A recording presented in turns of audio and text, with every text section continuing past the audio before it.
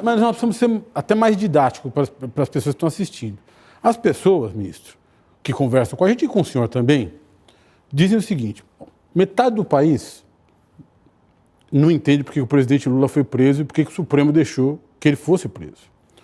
A outra metade não entende por que ele foi solto 580 dias depois de ter sido preso. Eu acho que o senhor é a melhor pessoa para explicar isso. Por que isso aconteceu desse jeito? Por que demorou tanto para que o Supremo entendesse que, no caso do presidente Lula, aquele juízo era incompetente? Incompetente no sentido de não tinha competência para tocar aquele processo. Não é só o Supremo é a última instância, os processos foram acumulando-se, né, ao longo do tempo.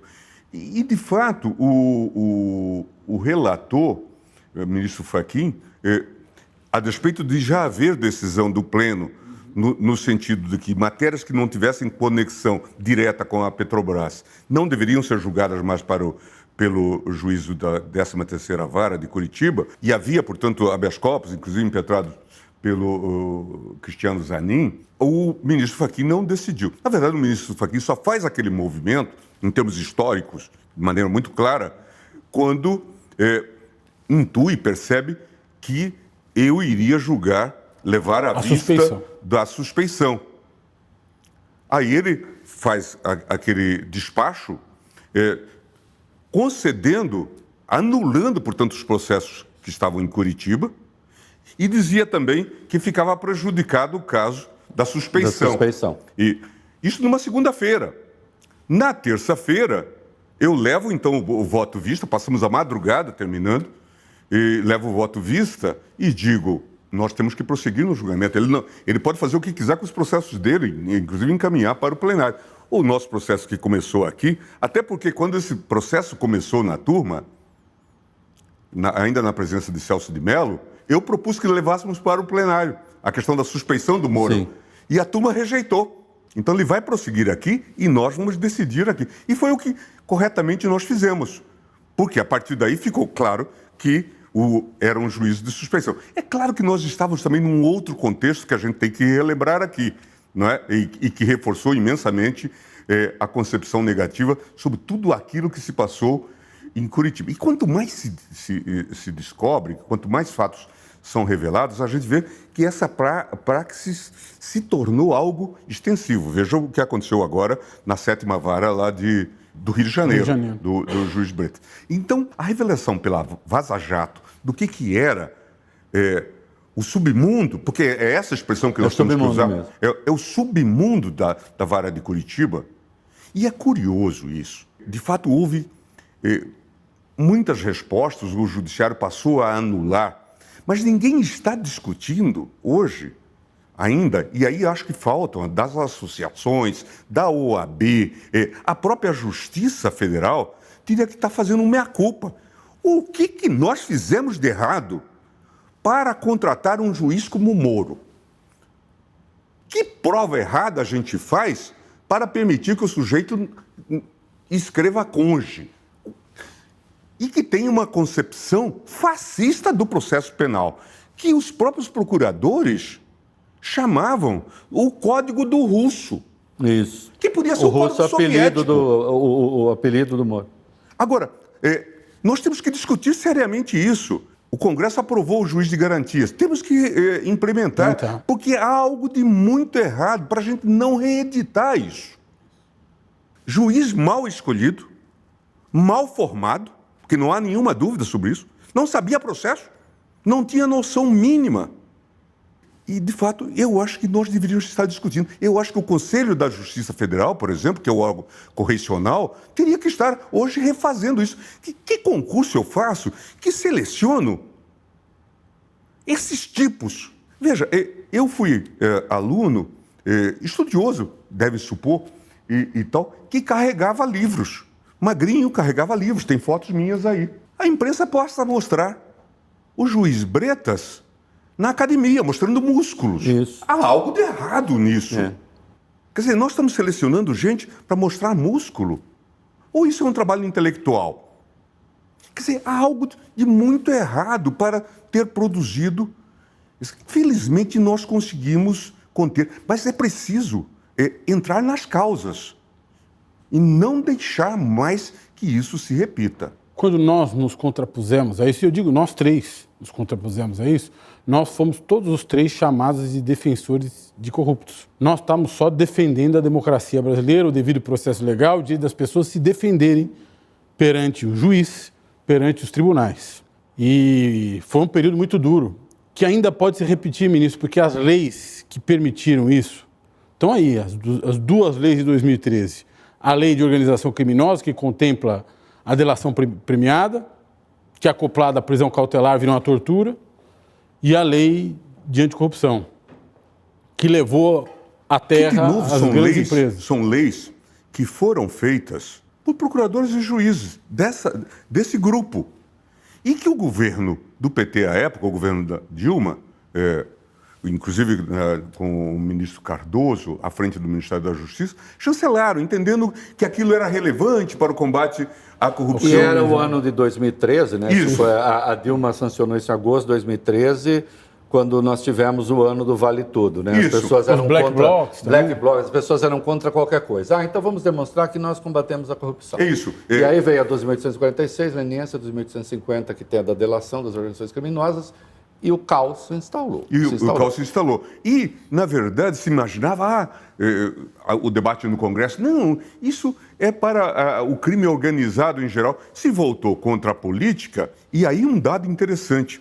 Hoje nós temos muitas pendências lá, inclusive na segunda turma, com o ministro Fachin, de pedidos da Polícia Federal para anular os benefícios dos acordos, porque eles se revelaram imprestáveis. Sim. Como, por exemplo, o caso do Sérgio Machado e outros. Mas muita gente foi presa por conta disso. E muita gente ainda hoje responde processo por conta disso. E esses benefícios não foram cancelados. Imagina as consequências que isso teve, inclusive, na economia. Aí, que eu falei do livro, o Valfrido escreveu um livro sobre isso, que chama, aliás, dá um nome. O espetáculo da corrupção. O espetáculo da corrupção. Claro, porque era todo um modelo engendrado e que, ao fim e ao cabo, vai ser usado para produzir Bolsonaro.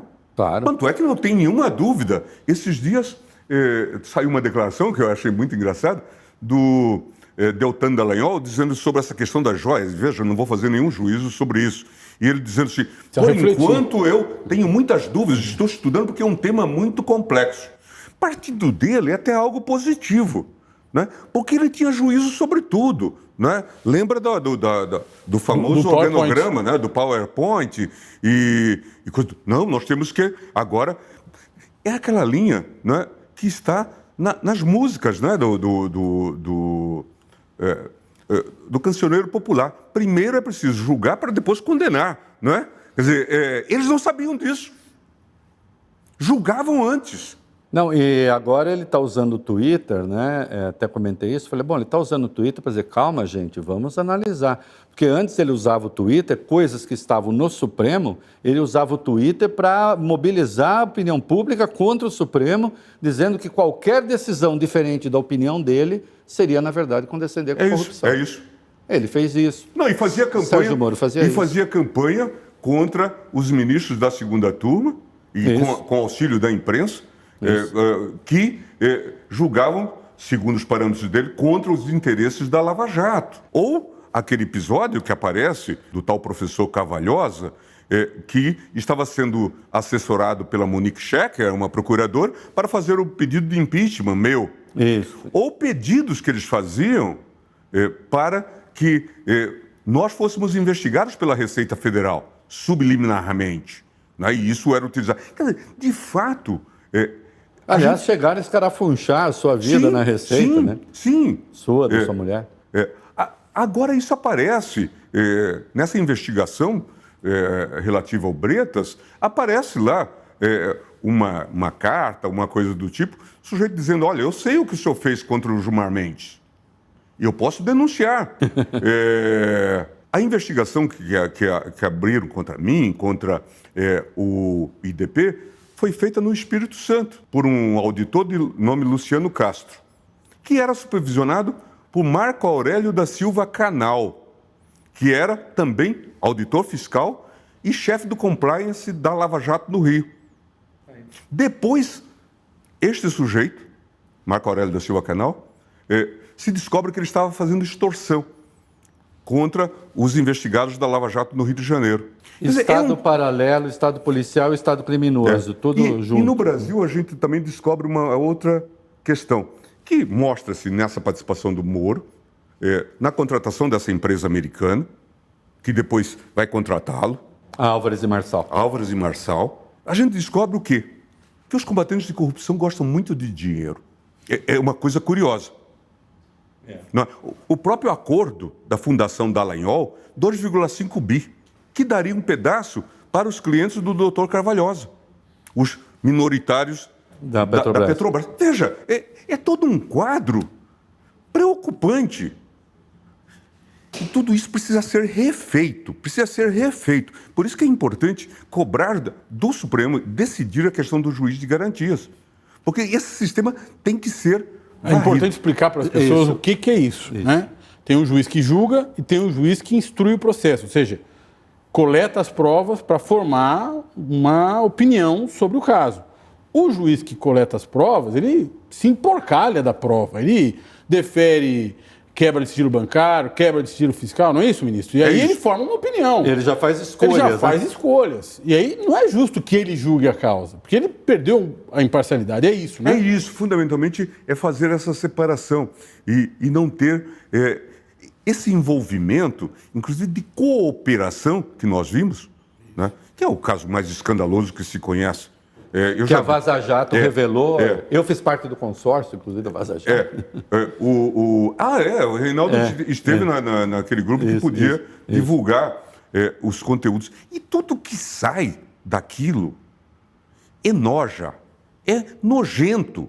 Denúncia que era submetida ao russo antes, para ele dizer, acrescenta isso ou acrescenta aquilo. Determina indicação de testemunhas. Você esqueceu de chamar fulano. Isso. E coisa... É hora de fazer uma nova fase, hora de uma nova fase na Operação Lava Jato, também combinado, revelado pelo Intercept Brasil, com Leandro Demore. Muita coisa errada. E aí a gente tem que, de novo, voltar às causas. Poxa, como que a gente selecionou essa gente tão chinfrim?